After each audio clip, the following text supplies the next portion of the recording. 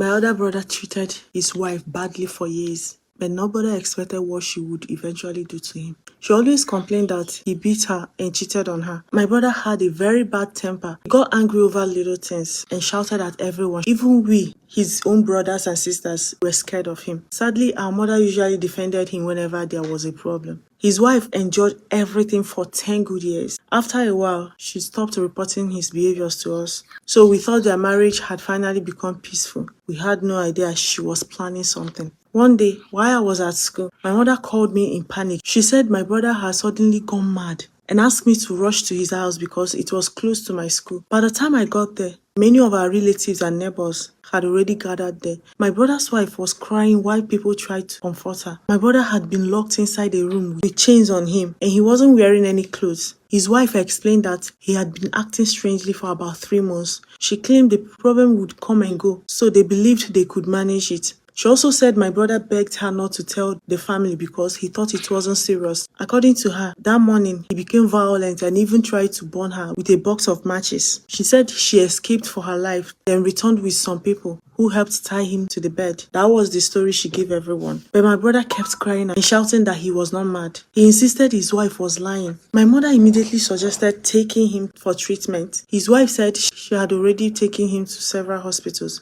but they couldn't help him. She claimed they advised her that the problem was spiritual and that a traditional healer would be a better option. After hearing that, my mother decided we should take him to our village instead.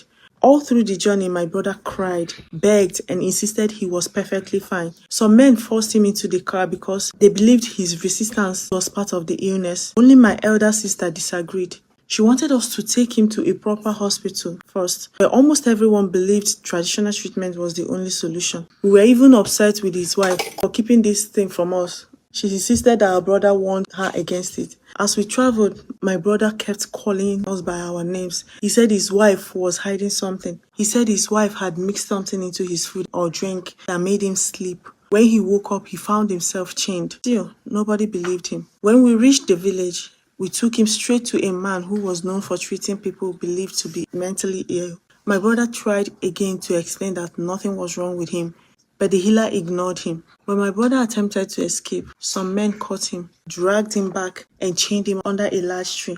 Everyone started crying, including his wife. The healer brought out a herbal mixture and forced my brother to drink it. Soon after, he became weak and fell asleep. The healer assured us that he had treated worse cases before and my brother would recover. Our family was completely confused and heartbroken. Before leaving, my brother's wife handed their 3 children over to us. She said she was returning to the city to continue running her shop so she could make money for his treatment. From then on, my mother regularly traveled to the village to care for him. One day, I went with her. What I saw broke my heart. My brother had been badly beaten. The people there said he had become violent and tried to escape, so they flogged him and tied him up to control him. He looked at me and cried, insisting once again that he was not mad. I could only tell him everything would be okay. He was left outside under the hot sun and heavy rain. His head has been shaved and he now looked exactly like someone suffering from severe mental illness. After more than a month, we asked the healer why there was no improvement. He simply told us to be patient because the treatment needed more time. Meanwhile, we stopped hearing from my brother's wife. Nobody could reach her. Her phone was switched off. When my sister visited their house, the neighbors said they hadn't seen her for a long time. Her shop was also locked. Even her own family said they didn't know where she was. She never returned to the village, never returned to visit my brother in the village. Since the children were already staying with us, we concluded that she had abandoned him because of his condition. Then one day, when we visited my brother again, my elder sister became furious after seeing the terrible state he was in. My brother grabbed her leg and begged her with tears to take him away from the village and bring him to a real hospital so doctors could confirm whether he was actually mentally ill. Because they were twins, they had always shared a special bond. Watching him suffer had made her lose weight from stress. Without waiting for her mother's permission, she found a few young men to help her remove him from the village and drove him straight to a large government hospital. The traditional healer was angry, but my sister ignored him. By the time my mother arrived at the hospital, there was a serious argument. She was upset that my sister had taken him away from the village. She insisted that hospitals could not solve spiritual problems and even said her pastor had told her the same thing. Finally, the doctor came in to examine my brother. As soon as my brother saw the doctor, he pleaded for someone to listen to him. My mother kept insisting that the problem was spiritual because her pastor had convinced her for that. When the doctor finally came to examine my brother, he immediately begged her to listen to him. He said he wasn't mentally ill and pleaded not to be admitted into the psychiatric ward. The doctor calmly asked him to relax and explain everything from the beginning. My brother said his wife had planned everything because of a fight they had. He admitted that he had gone to spend the night with another woman. When he returned home the next day, his wife confronted him about the affair. He became angry and bitter. According to him, that was when she decided to take revenge by making everyone believe he had gone mad. The doctor listened carefully and asked him to give the exact date everything happened. He answered every question without hesitation. Then he looked at me and asked if I remembered seeing him that same night at our university. I told the doctor, yes, I did.